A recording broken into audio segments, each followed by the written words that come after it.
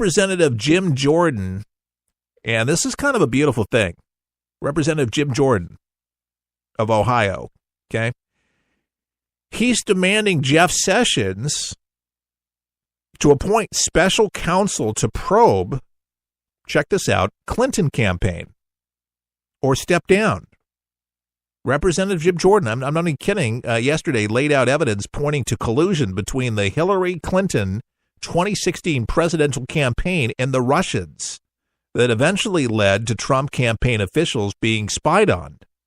And he demanded that the Attorney General, Jeff Sessions, either appoint a special counsel or step down. He says, you got to go back to the basics, Jordan explained on Fox and Friends. He says, remember, we got Robert Mueller's special counsel team investigating possible coordination between the Trump campaign and Russian influence. And here it is, a dem. What are you thinking? It's kind of an interesting thing here. If you kicked everybody off Mueller's team who was anti-Trump, I don't think there'd be anybody left. But my hunch is it has something to do with the dossier. So today we have zero evidence of that taking place. He says, but what we do know, Jordan continued, we have learned in the last several weeks that the Clinton campaign paid the law firm who paid Fusion GPS, who paid Christopher Steele, the MI6 agent, who paid Russians. The Clinton campaign paid Russians for this report, for the dossier. And it's been reported that the dossier was all dressed up by the government taking to the FISA court and became the bias to the basics bias to spy on Americans. That was the basics. So pretty insightful. He says, so I think that's what happened. All the evidence points to that as being what took place, he added, but FBI Director Christopher Wray can clear all this up. The FBI could clear this up by the Attorney General could clear all this up. Deputy Attorney General Rod Rosenstein could clear all this up if they just release the application and prove I'm wrong, prove that it didn't happen. I think it did. Jordan went on to say that Sessions doesn't appear to understand where his own recusal ends and begins. And the congressman challenged him to open a special counsel to investigate these claims against Clinton or step down. A Dem that actually wants to put Clinton under the bus, that actually wants to do the right thing for the investigation, that really shows where the collusion came from. Jordan reiterated the accusations against Clinton yesterday from Capitol Hill. He says, if this happened, government working with one campaign to dress up fake news reported as intelligence, then taking it to the FISA court for a warrant to spy on other political campaign, that's as wrong as it gets, he wrote. Wow, folks, a Dem. Representative Jim Jordan of Ohio, Lord, works in mysterious ways. I mean, that's got to infuriate and Nancy Pelosi or Chuck Schumer or anybody to the left. But, man, does that not just paint a great scathing picture? I'm sure that Jeff Sessions is taking notice. I said it all along how dodgy this was, on what they allowed this to happen, and how dodgy the FBI has been on all of this. So Ray, he's got to, well, Trump has been a little tough, not just on Comey, but Ray too. He's just, come on, let's come clean. Let's do the right thing here. By the way, Roy Moore, he's got something else besides the sexual allegations, and this is something that he did to himself and something that's gone viral. Oh, yeah. Apparently, Roy Moore purportedly comments that America was last great under slavery. I'm not even kidding. He made these remarks during a September Florence, Alabama rally, in which he said that the last time America was great was under slavery. Now, this is according to a September Los Angeles Times report. American audience member at the rally reportedly asked Moore when he last thought America was great. So this is what he said. I think it was great at the time when families were united, even though we had slavery. They cared for one another, Moore allegedly responded. So he says, our families were strong. Our country had direction. Now, these reported comments resurfaced last night. They went viral. And tweet courtesy by Eric Columbus, a former Obama administration official. Can't make this up. Roy Moore said in September that the last time America was great was when he experienced slavery. Vox reached out to Hannah Ford, deputy campaign manager for Moore, and asked her if Moore really thought the last time America was great was when we had slavery. Ford was quoted by Vox as saying to suggest such as recklessly malicious. Judge Moore clearly made his point.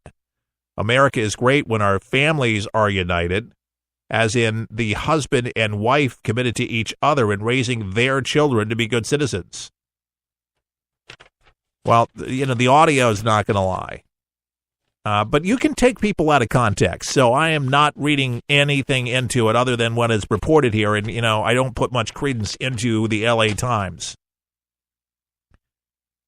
or a former Obama holdover or former staffers of Obama, because this is part of the resistance to bring up race.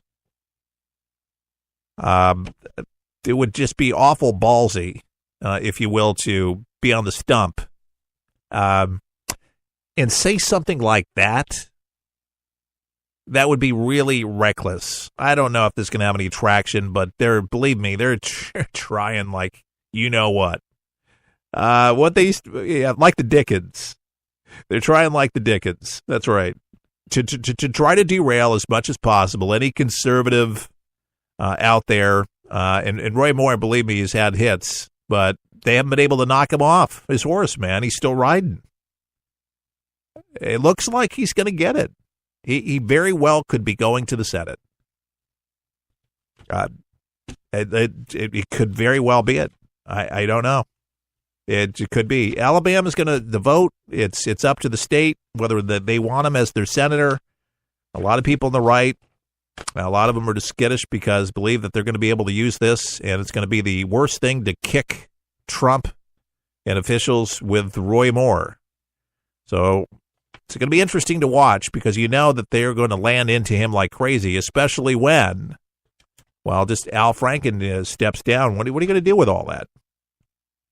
The Department of Justice reportedly taking steps to investigate Planned Parenthood. And the investigation appears to be about fetal tissue. The Daily Beast reporting that the Department of Justice is under the leadership of Attorney General Jeff Sessions taking steps to investigate what is going on with Planned Parenthood, the largest provider of abortions in the United States. Why and what will the DOJ investigate? The investigators appear to be focusing in on fetal tissue, which is harvested from the children who are aborted and sold to medical labs and clients for a profit. Medical labs and clients. Defenders of the practice say that the exchange of money helps subsidize the cost of abortion and the labor involved in harvesting the tissue. Critics, including pro-life organizations, say that the abortion providers are profiting from fetal tissue, creating a perverse incentive to seek out more abortions.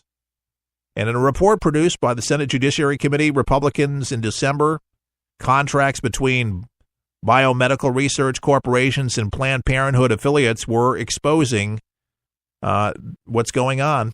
The report detailed that the services, biomedical research, and what they charge for tissue from a 20-week-old fetus, $325 for a fetus's brain, $650 for 2 eyes. In question whether the Biomedical Research Corporation ultimately profited from the dismemberment of fetal tissue, unequivocally, yes. So the DOJ looking into all of this, and it's about time. What they do and how they go about doing this, it's bad enough that they're aborting millions of babies a year.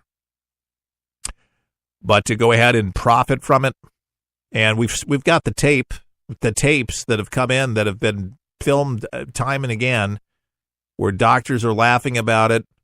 We're talking about the babies that are alive and they have to poke the head again to get them to shut up because they're crying. Just sick things. Sick things. I mean, my stomach just turns just to know what the heck goes on in those. And if women really knew the horror that these babies go through and the pain that they actually feel, they call it it's a baby. You're aborting a human being. And I think that's one of the worst sins out there, besides child molestation and all that. It's right up there with it. I know women do it, and I know it's their womb, and I know it's their choice.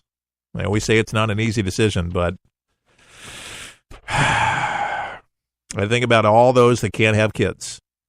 Oh, the upcoming movie, John Travolta, Gotti. It clears air on Gotti film 10 days before the debut. Reports that this film had been pulled from release just 10 days before its release caused speculation about whether it was going to be killed. But Travolta was telling Deadline that the movie was moving forward and would have a wider release than originally planned. Basically, Travolta considers his Gotti performance, in his own words, one of the best of his career. So what he ended up having to do to make this actually work, to be able to have the wide appeal at the box office, he secured financier Edward Walson to buy the film from Lionsgate Premiere and then make a deal with distributors that would release the film to more theaters. He says, unfortunately, the reports were speculation, and check this out, and the words that John Travolta uses, I love it. You want to talk about the Trump bump or the Trump effect? He says, unfortunately, the reports were speculation bordering on, parentheses, fake news. Even John Travolta uses it. Fake news. I love it. It's the Trump effect. Fake news. He says some of the speculation of the film's delays centered around accusations that Travolta allegedly sexually assaulted several masseuses in 2012. THR said he was never convicted of wrongdoing in these cases. So there was speculation again in 2012 that he made unwanted advances to those who were massaging him. Here's a very troublesome story. Remember we had the eclipse and people were wearing those glasses? The solar eclipse burned a crescent onto the retina of a woman who wasn't wearing safe enough glasses while watching the event back in August. It permanently affected her vision. The Washington Post, they reported on this, about this 26-year-old, Nia Payne, basically caused irreversible damage to her eyesight on August 21st after she looked again directly into the sun for about 15 to 20 seconds. That's all it took.